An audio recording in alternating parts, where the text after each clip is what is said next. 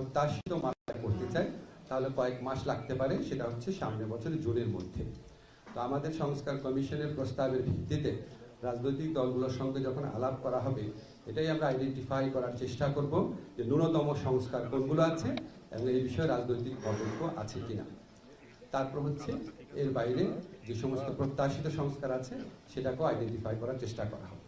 যে 31 তারিখের মধ্যে তো সবাই রিপোর্ট জমা দিয়ে দিচ্ছে, তাহলে বাড়তি সময়টা লাগছে কেন?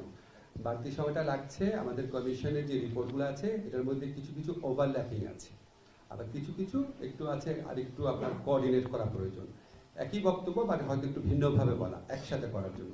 প্লাস হচ্ছে ওনারা একটা রোডম্যাপ তৈরি করে দিবেন, আমি আপনাদের যে নির্বাচনের টাইমলাইনের সাথে সম্পর্কিত করে, যে কোন সংস্কারগুলো টপ প্রায়োরিটি দিতে হবে সবাই মিলে বসে, আর কোন সংস্কারগুলো বাড়তি সময় পাওয়া গেলে নির্বাচনের জন্য সেগুলি করা যেতে পারে। এই জন্য 31 জানুয়ারি পরও ওনাদের বাড়তি কিছু সময় তৈরি হচ্ছে।